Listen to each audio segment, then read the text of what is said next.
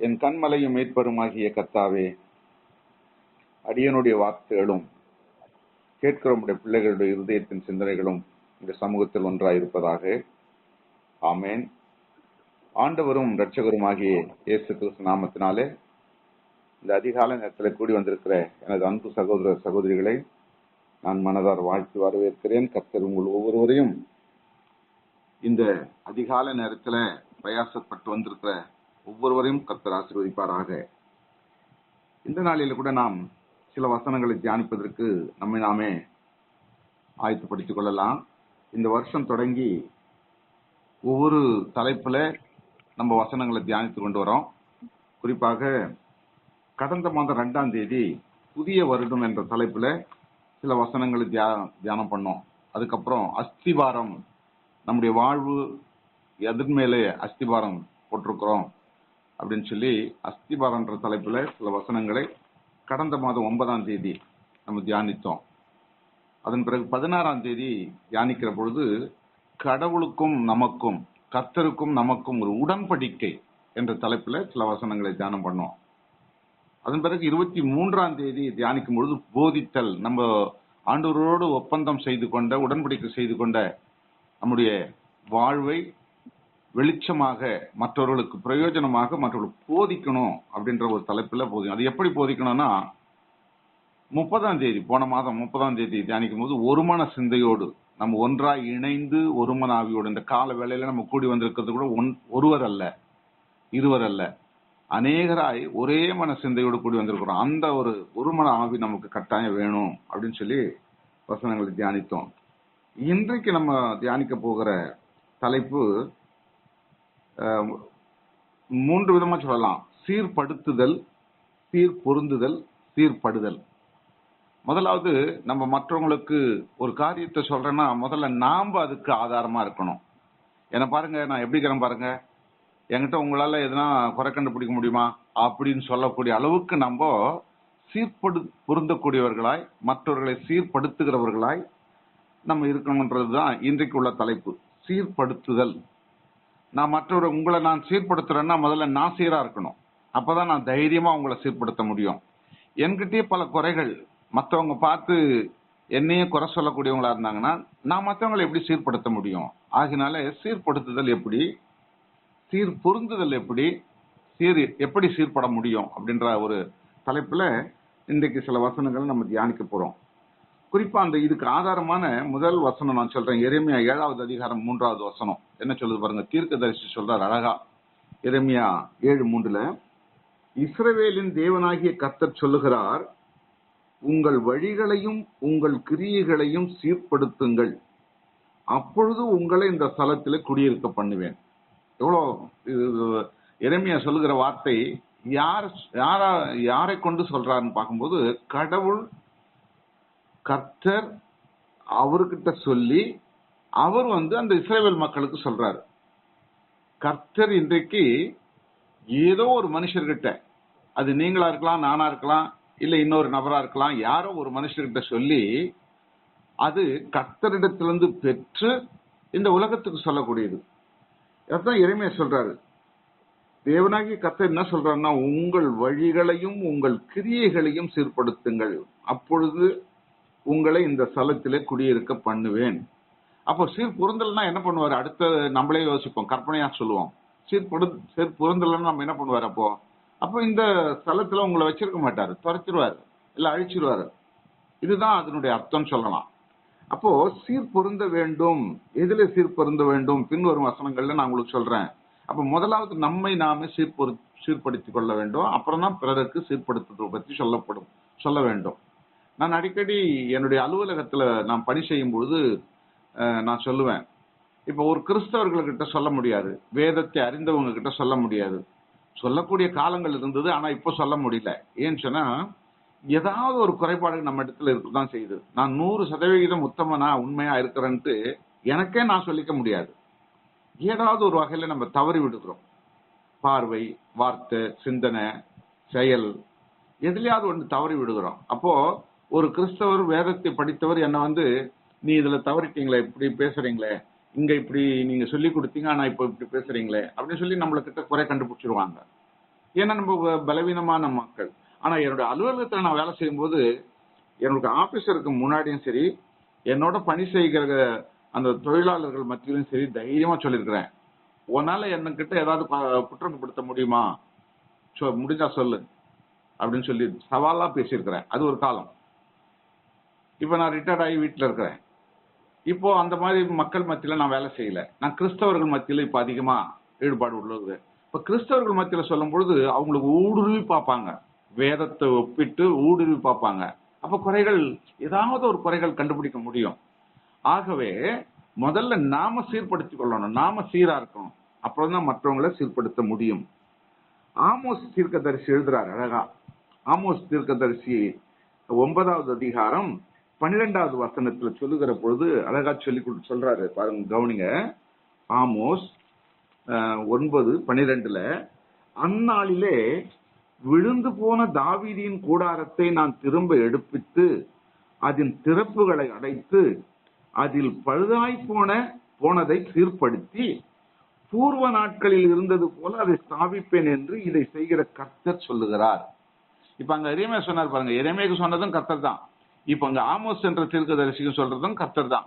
இவங்க மக்கள் ஒரு நல்ல ஒரு பரிசுத்தமான ஒரு மனுஷர்கிட்ட ஆண்டவர் சொல்லி அவங்கள போய் அந்த தேசத்துக்கு எச்சரிப்பா சொல்லுவாங்க. அதுதான் தீர்க்க தரிசனம். இன்னைக்கு பொய் தீர்க்க தரிசனம் நிறைய போயிடுச்சு தேசத்துல. ஒரு 15-20 வார்த்தைகளை நம்ம அள்ளி வீழ்ச்சிடுவாங்க. அதுல 1-2 தடிக்கு விழுந்தது போல எங்கன்னா நடந்துச்சுன்னா பாரு ஆண்டவர் அவர் சொன்னாரு அந்த தீர்க்க தரிசனம் நிறைவேறிச்சு அப்படின்னு சொல்றாங்க. அந்த மாதிரி காலமா மாறி போச்சு. இப்போ அது வேற விஷயம். இப்ப அதுவெல்லாம் நமக்கு அவங்கள பத்தி பேச நமக்கு தேவையில்லை. வேதம் நமக்கு என்ன சொல்லுது, தீர்க்க தரிசிகள் மூலமா சொல்ற காரியம் விழுந்து போனதை எடுப்பித்து கட்டுறது. அதுதான் அங்க சொல்றாரு. விழுந்து போன தாவீதினுடைய கூடாரத்தை நான் திரும்ப எடுப்பித்து அதன் திறப்புகளை அடைத்து, அதாவது உடைந்து போனதை சீர்படுத்தி அதில் பழுதாய் போனதை சீர்படுத்தி பூர்வ நாட்களில் இருந்தது போல அதை ஸ்தாபிப்பேன் என்று இங்கே அந்த தீர்க்கதரிசிகள் மூலமாக சொல்லுகிற காரியத்தை நம்ம பார்க்க முடியுது. இது எங்க இந்த வார்த்தையை அப்போஸ்தலர் நடபடிகள்ல பார்க்கும்பொழுது பவுல் சொல்லி திரும்ப சொல்றாரு. இந்த பவுல் சொல்லும் பொழுது அப்போஸ்தலர் 15:17 சொல்லும் பொழுது இதே வார்த்தையை சொல்றாரு.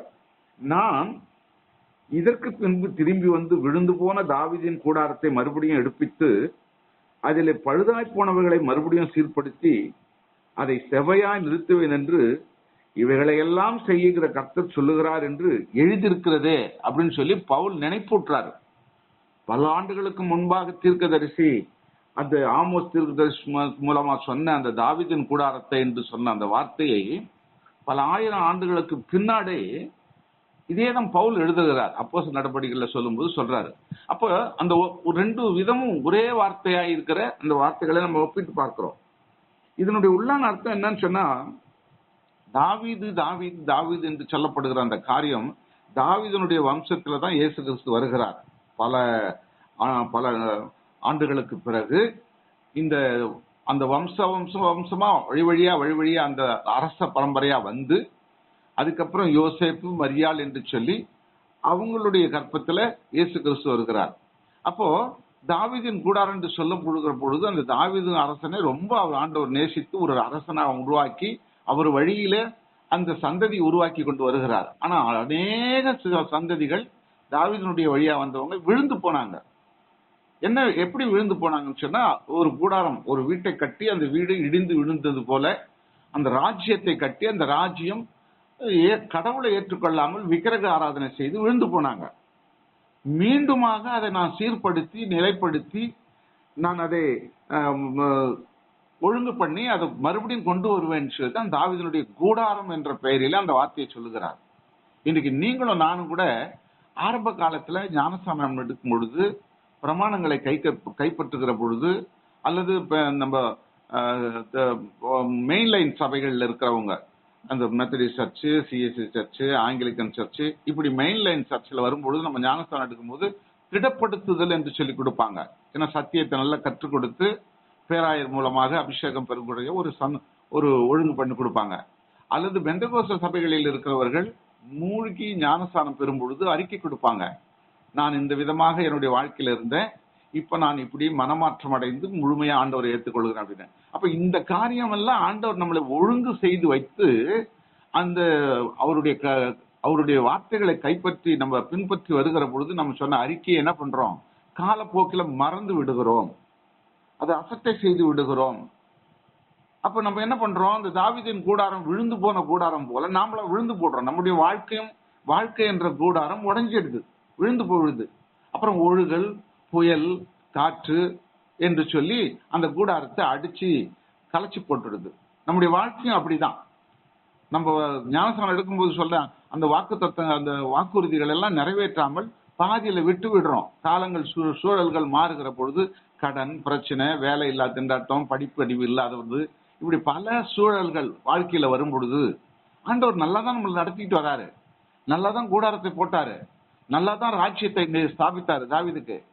ஆனா பின் வரும் ராஜாக்கள் அதை சரியான கைப்பற்றல. அதே போல நம்முடைய வாழ்க்கையும் அப்படிதான். நல்லாதான் ஆண்டவர், நான் ஞானஸ்தானம் எடுக்கும்போது நல்ல ஆண்டவர் என்ன வச்சிருந்தாரு, ரொம்ப சந்தோஷமா மனமகிழ்ச்சியா நான் ஞானஸ்தானம் பெற்றுக்கொண்டேன். நான் மூழ்கி ஞானஸ்தானம் பெறுவதற்கு என்னை ஆயத்தப்படுத்திக் கொண்டேன், அறிக்கையெல்லாம் கொடுத்தேன். ஆனா காலப்போக்கில எனக்கு நல்ல வருமானம் வந்தது, நல்ல ஆண்டவர் போஷித்தாரு, நல்ல பிள்ளைகள் கொடுத்தாரு, கணவனை கொடுத்தாரு, மனைவியை கொடுத்தாரு, என் வாழ்க்கை சூழல் நல்லா மாறிட்டு நல்ல அழகா இருந்தேன். ஆனா அதுல மிதந்துகிட்டு இருக்கிற பொழுது கர்த்தரை விட்டுட்டு கொஞ்சம் கொஞ்சமா ஒவ்வொரு ஸ்டெப்பா நான் பேக்ல போயிட்டேன். அதனால என்ன ஆயிடுச்சு, இப்போ ஒரு புயல் வீசுது, ஒரு கஷ்டம் வருது, ஒரு பிரச்சனை வருது, வியாதி வருது, கடன் பிரச்சனை வருது இல்லையா, முகாந்திரம் இல்லாம என்னை பகைக்கிறாங்க, என்னை ஏசுறாங்க. இப்படி பல சூழல்கள் வரும் பொழுது தாவீதின் கூடாரத்தை என்ன பண்ணிட்டாரு, இப்போ உடஞ்சு போயிடுச்சு. இப்போ மறுபடியும் ஆண்டவர் நம்மளை எழுப்பி கட்டணும்னு சொன்னா நம்ம சீர்பொருந்த வேண்டும், ஆண்டவரோடு நம்ம சீர்பொருந்தல் வேண்டும். சீர்பொருந்தில்லா போதாது, மற்றவங்களை நம்ம சீர்படுத்த முயற்சிக்கணும். நாம முதல்ல சீர்பொருந்தினா தானே மற்றவங்களை சீர்படுத்த முடியும். அப்ப இந்த சீர்பொருத்துதல் என்பது ரொம்ப ரொம்ப நம்ம ஒவ்வொருவருக்கும் அவசியமா இருக்கிறது. மத்திய 17வது அதிகாரத்துல 11வது வசனத்துல சொல்லும் பொழுது எல்லாம் இயேசு அவர்களுக்கு பிரதியுத்தரமாக எலியா முந்தி வந்தாயிற்று, எல்லாவற்றையும் அவர் சீர்படுத்துவது மெய்தான் என்று இயேசு கிறிஸ்து சொல்றாரு. எந்த வசனத்தில் சொல்றாரு, அதே 17:12 வாசிக்கும் போது எலியா வந்தாயிற்று என்று உங்களுக்கு நான் சொல்லுகிறேன் என்று சொல்றாரு. எதுக்கு எலியா வந்தாரு, யார் ஒரு எலியா அப்படின்னு சொன்னா, அவன் நமக்கு எல்லாருக்கும் தெரியும். 3வது அதிகாரம் 1-4 வரைக்கும், மத்திய 3வது அதிகாரம் 1-4 வரைக்கும் வாசிக்கும் பொழுது அங்க தெளிவாற்ற அந்நாட்களில் யோவான் சான் யூதேயாவின் வனாந்தரத்தில் வந்து மனம் திரும்புகள், பரலோகராஜ்யம் சமீபத்திற்கு என்று பிரசங்கம் பண்ணினா, கர்த்தருக்கு வழி ஆயத்தப்படுத்துங்கள், அவருக்கு பாதைகளை செவ்வை பண்ணுங்கள் என்று வனாந்தரத்தில் கூப்பிடுகிறவனுடைய சத்தம் உண்டாயிட்டு என்று ஏசாயா தீர்க்கதரிசியால் சொல்லப்பட்டது இவனே என்று சொல்லி அந்த யோவான் ஸ்நானகனை குறித்து இங்க சொல்றாரு. அந்த யோவான் ஸ்நானகன் தான் எலியா என்ற பெயரில் வந்தார். எலியா இந்த பூமியில சாகல, அவர் மண்ணுல புதைக்கப்படல, அவர் அப்படியே பரலோகத்துக்கு எடுத்துக்கொள்ளப்பட்டார் உயிரோட. அப்போ ஆனா வேதம் என்ன சொல்லுது, நீங்க ஆதியாகமத்துல வாசிக்கும் பொழுது பிரமாணங்கள்லாம் என்ன சொல்லுதுன்னா, மண்ணினால உருவாக்கப்பட்ட மனுஷன் அவன் மரித்து மண்ணுக்கு திரும்ப வேண்டும் அப்படின்னு சொல்லப்பட்டிருக்கிறது. ஆனா அந்த எலியா மரிக்கவும் இல்லை, மண்ணுக்கு திரும்பவும் இல்லை, அப்ப உயிரோடு எடுத்துக்கொள்ளப்பட்டாரு. இந்த எலியாவினுடைய அந்த ஆவிதான் இந்த யோவான் ஸ்நானகனா வராரு உலகத்துக்கு. அவர் வந்து என்ன பண்றாரு, சீர்படுத்துறார், உலகத்தை சீர்படுத்துறார். இந்த பூமியில நிறைய தவறுகள் நடக்குது, மனுஷர்கள் விழுந்து போயிட்டாங்க, அவங்க ஒழுங்கா இல்ல, சத்தியத்துக்கு கீழ்ப்படியில அப்படின்னு சொல்லி வழிகளை செவ்வைப்படுத்துகிறவரா வந்தார் அவரு. அதுதான் எலியா தீர்க்கதரிசியா வந்தனுடைய காரியமே அதுதான். அப்போ நல்லா கவனிக்கணும், நம்ம இந்த எலியா தீர்க்கதரிசி செவ்வைப்படுத்துவதற்காக சீர்படுத்துவதற்காக வந்தார் என்று சொல்லப்படுகிறது. அதை சீர்படுத்துகிற அந்த வார்த்தை வனாந்தரத்தில இருந்து அவர் காட்டுத்தேனும் வெட்டுக்கிளியும் சாப்பிட்டு தோலாடைகளை இடுப்பிலே சுற்றி தன் மறைவை மறைத்து கொண்டு காட்டுல வசித்தாரு. அவங்க வீட்டுல இல்ல, அவரு முழுமையா காட்டுல வசிக்கும் பொழுதுதான் அவர் இரு கரங்களையும் நோக்கி கூப்பிடுறாரு, பாவிகளே என்று சொல்லி கூப்பிட்டு அவங்களுக்கு யோர்தான்ல இந்த ஞானஸ்நானம் கொடுக்கிறாரு. இப்படிதான் அந்த எலியாவினுடைய வாழ்வா இருந்தது. அதன் பிறகு 30வது ஆண்டு காலத்துல இயேசு கிறிஸ்து வரும் பொழுதுதான் அவர் யோர்தான்ல ஞானஸ்நானம் பெற்று கரையேறின பிறகுதான், புறாவை போல் பரிசுத்த ஆவியான அவர் மீது இறங்கின பிறகு அவர் 40 நாள் உபவாசம் பண்ணி அப்புறம் தான் ஊழியத்தை தொடங்குறாரு இயேசு கிறிஸ்து. ஆனா முற்றிலும் அந்த யோவான் ஸ்நானகனுக்கு மாறுதலா பண்ணார். அவர் ஞானஸ்தானம் கொடுத்தது வேறு விதமா கொடுத்தாரு, பாவ மன்னிப்புக்கு ஞானஸ்தானம் கொடுத்தாரு. இயேசு கிறிஸ்து பரிசுத்த ஆவியினால ஞானஸ்தானம் கொடுத்தாரு என்று வேதத்துல நம்ம அறிகிறோம். அப்போ இவைகளெல்லாம் நடப்பதற்கு காரணம் என்னன்னா, அதுக்கு முழு காரணம் ஒரு சீர்படுத்துதல் மனிதர்கிட்ட வேண்டும், ஒரு சீர்பொருந்த வேண்டும் அல்லது சீர்படுத்த வேண்டும். இது ஒவ்வொரு மனிதனும் தன்னுடைய வாழ்க்கையில இந்த காரியத்தை பின்பற்ற வேண்டும் என்றுதான் இவங்க எல்லாம் இதை செஞ்சாங்க. அதே மாதிரி பாத்தீங்கன்னா 1 கொரிந்தியர் 1வது அதிகாரம் 10ஆம் வசனம் சொல்லுது, கவனிங்க. நீங்கள் எல்லாரும் ஒரே காரியத்தை பேசவும் பிரிவினை இல்லாமல் சீர்பொருந்தி இருக்கவும் இயேசுவின் நாமத்தினால் நான் உங்களுக்கு புத்தி சொல்றேன் அப்படின்னு சொல்லி பவுல் சொல்றார். இயேசு கிறிஸ்துனுடைய நாமத்தினால எல்லாருக்கும் புத்தி சொல்லுகிற, இப்போ நான் பேசிக்கிட்டு இருக்கிறது தான் புத்தி சொல்லுதல். வசனத்தோட கூட சில வார்த்தைகள் உங்களுக்கு ஆவியானவர் கொடுக்கிற அந்த புத்திமதிகளை நான் உங்களுக்கு சொல்லிட்டு இருக்கேன். இதைத்தான் இன்னைக்கு பவுல் செஞ்சாரு. புத்தி சொல்றேன், நீங்க எல்லாரும் ஒரே காரியத்தை பேசணும், பிரிவினை இல்லாமல் சீர்பொருந்தி இருக்கணும். இப்போ இந்த குழுல வந்திருக்கிறீங்க, இந்த அதிகால நேரத்துல, இது ஒரு கடினமான நேரம், குளிர் நேரம், எல்லாம் அயர்ந்து தூங்கக்கூடிய இந்த 4:30 மணி நேரம், இந்த 4:30 மணி, இந்த நேரத்துல விழித்து கர்த்தருக்காக வைராக்கியத்தோடு நான் எப்படியாவது ஆண்டவர் சமூகத்துல உட்காரணும், ஒரு மணி நேரமாச்சும் நான் ஜெபிக்கணும் அப்படின்ட்டு நீங்க வந்துட்டு இருக்கிறீங்க. எத்தனை பேர் வந்திருக்கீங்க எனக்கு தெரியாது, கர்த்தர் அறிவார். அத்தனை பேரும் நீங்க எப்படி இருக்கணுமா, சீர்பொருந்து, உங்களுக்குள்ள கருத்து வேறுபாடு, முரண்பாடான கருத்து வேறுபாடு வரக்கூடாது. அப்படி ஒருவேளை நீங்க சொல்றத இன்னொருத்தர் கேட்கல, இன்னொரு சகோதரி சொன்னதை இன்னொரு சகோதரன் கேட்கலன்னா கூட யாராவது ஒருத்தர் விட்டு கொடுத்துடணும். அப்படி விட்டு கொடுத்து, நான் போன வாரம் பேசுனதுதான் ஒரே மனம், ஒரு மனம்ன்ற காரியம், அந்த ஒரு மன ஆவி உங்களுக்குள்ள இருக்க வேண்டும். அதுதான் அங்க பவுல் சொல்றாரு, பிரிவினை இல்லாமல் நீங்க சீர்பொருந்தி இருக்க வேண்டும். இதுதான் நான் இயேசு கிறிஸ்துனுடைய நாமத்தினால உங்களுக்கு புத்தி சொல்றேன் அப்படின்னு பவுல் சொல்றாரு. அப்போ இத்தனை ஊழியக்காரர்கள் உங்களோடு கூட பேசுகிறாங்க, ஒவ்வொரு நாளும் ஒரு ஊழியக்காரர் பேசுறாங்க. வாரத்துல எனக்கு ஒரு நாள் வாய்ப்பு கொடுக்கப்படுகிறது, நானும் ஆவியானவர் எனக்கு என்ன சொல்றாரோ அதை அப்படியே உங்களுக்கு சொல்லிட்டு போறேன். இப்ப இதெல்லாம் எதுக்காகன்னு சொன்னா, நம்மை நாமே சீர்படுத்திக் கொள்வதற்காகத்தான். பாருங்க, 2 கொரிந்தியர் 13:9 சொல்லப்பட்டிருக்கிறது, நீங்கள் நற்சீர் பொருந்தும் படிக்கு விண்ணப்பம் பண்ணுகிறோம். நீங்கள்லாம் நற்சீர் பொருந்தி இருக்க வேண்டும் என்றதுக்காக நான் விண்ணப்பம் பண்றேன்னு பவுல் சொல்றாரு. இப்ப இதே தான் நானும் சொல்றேன். இப்ப இந்த வார்த்தைக்குள்ள நான் நேற்று தினத்துல உட்கார்ந்து இதை தியானம் பண்ணுகிற பொழுது, வசனத்தை எடுக்கிற பொழுது, பரிசுத்த ஆவியானவர் எனக்கு நினைப்பூட்டத்துல கொடுக்குறாரு. இந்த இடத்துல இந்த வசனம் இருக்குது, இந்த வார்த்தை சொல்லலாம், இந்த வார்த்தை சொல்லலாம்னு ஒரு நினைப்பூட்டுதல், ஒரு ஞாபகப்படுத்துதல், அதுதான் பரிசுத்த ஆவியானவர் நம்ம கொடுக்கறது. அப்ப இதையெல்லாம் நான் பெறும் பொழுது ஆண்டவருக்கு நான் நன்றி சொல்லி சோத்தரிக்கிறேன். என்ன சொல்றேன், ஆண்டவரே எனக்கு இந்த வசனங்கள்லாம் உட்கார்ந்து 1 மணி நேரம் உங்களோடு கூட பேசும் பொழுது இந்த வசனங்கள்லாம் கொடுத்துருக்கீங்க. இதை நான் சொல்லுகிற பொழுது ஒரு சாதாரண பாவமுள்ள மனுஷனா தான் நான் சொல்றேன்.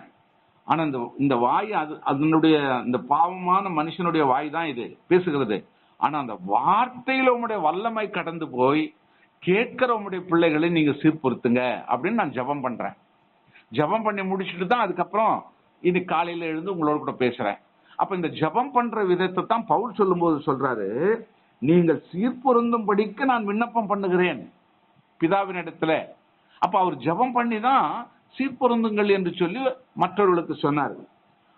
அது மட்டும் இல்ல, கலாத்தியர் 6:1 சொல்லும் பொழுது அதே பவுல், ஒருவன் யாதொரு குற்றம் செய்தால் ஆவிக்குரிய நீங்கள் சீர்படுத்துங்கள் அப்படின்றாரு.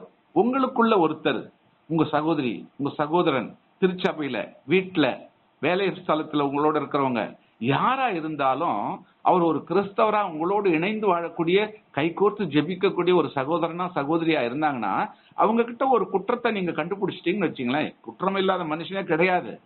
அந்த மாதிரி ஒரு குற்றம் படுத்திட்டீங்கன்னா அவங்கள கேவலப்படுத்தி, அவங்கள மட்டப்படுத்தி, அவங்கள குறைவுபடுத்தி பேசுவதை விட்டுட்டு, பிரதர் சிஸ்டர் நீங்க இப்படி சொன்னது தப்பா தெரியுது, நீங்க எடுத்து பைபிள கூட பாருங்களேன், அதுல கூட இப்படிதான் சொல்லிக்குது, அதனால இப்படி வேண்டாம் சிஸ்டர் அப்படின்னு சீர்பொருத்த பார்க்கணும். அவங்கள விரோதிச்சிடக்கூடாது. இப்போ அப்படி ஒருத்தரும் குற்றம் செய்து அவர்களை விரோதிக்கிறோம்னா அப்புறம் நாம எப்படி நிலையில இருக்கிறோம், நம்ம சீர்திருத்தி பார்க்கணும் நம்ம. ஆகவேதான் அவங்களோட என்ன பண்ணணுமா, குற்றப்படுத்தி அவங்கள தள்ளி விடாம அவங்கள சீர்பொருந்த பண்ணுங்கள் என்று சொல்லி அழகா சொல்லி கொடுத்திருக்கிறாரு. இன்னும் கூட ஒரு வசனத்தை நான் சொல்றேன் பாருங்க, 2 தீமோத்தேயு புஸ்தகத்துல 3வது அதிகாரம் 16வது வசனம் என்ன சொல்லுது? 2 கொரிந்தியர் 3:16, சீர்கேடான வீண் பேச்சுகளுக்கு விலகியிரு, அவைகள்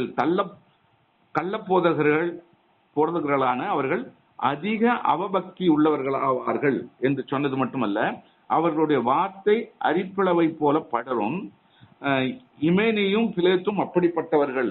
இதெல்லாம் இந்தந்த மனுஷர்களை குறிப்பிட்டு காண்பித்து அவங்க இந்தந்த மாதிரி இருக்கிறாங்க அப்படின்னு சொல்லி இதுல நம்ம குறிப்பிட்டு காமிக்கிறாரு. அது மட்டும் இல்ல பாருங்க, இது நான் சொன்னது 2:16-17. இப்ப 3:16-17 என்ன சொல்றாரு? வேத வாக்கியங்கள் எல்லாம் தேவ ஆவியினாலே அருளப்பட்டிருக்கிறது. தேவனுடைய மனுஷன் தேறினவனாகவும் எந்த நற்கிரியும் செய்ய தகுதி உள்ளவனாகவும் இருக்கும்படியாக அவைகள் உபதேசத்துக்கும் கடிந்து கொள்ளுதலுக்கும் சீர்திருத்தலுக்கும் நீதியை படிப்புதலுக்கும் பிரயோஜனம் உள்ளவளாய் இருக்கின்றன.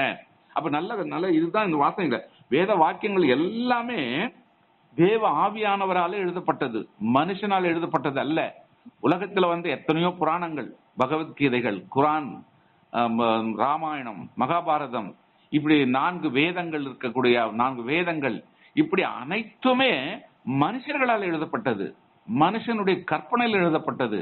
ஆனா வேத வாக்கியங்கள் எல்லாம் தேவ தூதர்கள் ஆவியினாலே அருளப்பட்டு தேவ பிள்ளைகளாலே.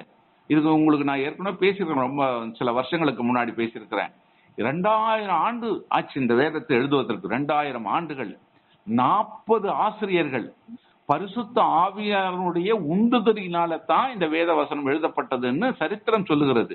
அப்படிப்பட்ட இந்த வசனத்தை நம்ம அசட்டை இல்லாதபடி இதை எப்படி பண்ணணுமோ, அவைகள் உபதேசத்துக்கும் கடிந்து கொள்ளுதலுக்கும் சீர்திருத்தலுக்கும் நீதியை படிப்புதலுக்கும் பிரயோஜனம் உள்ளவர்களா இருக்கிறது இந்த வசனம். அப்போ இந்த வசனம் நம்மளை சீர்படுத்துகிறது, நம்ம இருதயத்தை சரி பண்ணுகிறது என்பதை நாம் அறிந்து கொள்ள வேண்டும். ஆகவேதான் 1 பேதுருவின் புஸ்தகம் 5:10 சொல்லப்பட்டிருக்கிறது, கிறிஸ்துவுக்குள் நம்மை நித்திய மகிமைக்கு அழைத்தவராயிருக்கிற தேவன் தாமே கொஞ்சம் காலம் பாடு அனுபவிக்கிற நம்மை சீர்படுத்தி ஸ்திரப்படுத்தி பலப்படுத்தி நிலை நிறுத்துவாராக என்று சொல்லி பேதுரு முடிக்கிறார். உங்களையும் என்னையும் கூட இந்த வார்த்தையை கொண்டு ஆண்டவர் இன்றைக்கு பேசுகிறார். கொஞ்ச காலம் இந்த உலகத்துல பாடு உண்டு, கஷ்டங்கள் உண்டு, வியாதி உண்டு, கடன் பிரச்சனை உண்டு, குடும்ப சச்சரவு உண்டு, பிரிவினைகள் உண்டு. இது கொஞ்ச காலம், இது கடைசி வரைக்கும் நீ வாழ்நாள் முழுக்க இருக்காது. இது எப்பவுமே அதுதாங்க பேதுரு எழுதும்போது சொல்ற, கொஞ்ச காலம் பாடு அனுபவிக்கிற நம்மை. இது எத்தனை பேர் சாட்சி சொல்றேன் இல்லையா? அப்ப நான்லாம் சொன்னா மணிக்கணக்கா சொல்லுவேன் என்னுடைய சாட்சி எல்லாம். உங்கள் ஒவ்வொருத்தரும் அப்படி இருக்கக்கூடும். அப்படிப்பட்ட நிலை நமக்கு பர்மனண்டா உள்ளது இல்லை இந்த பாடு, கொஞ்ச காலம். அதன் பிறகு ஆண்டவரோட நம்ம ஒப்புரவாகி இந்த மாதிரி கால நேரத்துல ஜெபித்து ஜெபித்து ஜெபித்து உபவாசம் பண்ணி ஆண்டவரோட ஒப்புரவாகும் பொழுது கர்த்தர் நம்மை சீர்படுத்தி விடுவார். ஆகவே இவ்விதமான இந்த வார்த்தைகளோடு கூட இந்த உலகத்துக்குள்ள கடந்து போவோம், நாம் சீர்படுவோம், மற்றவர்களை சீர்படுத்துவோம். கர்த்தர் நம்மை ஆசீர்வதிப்பாராக. ஆமென்.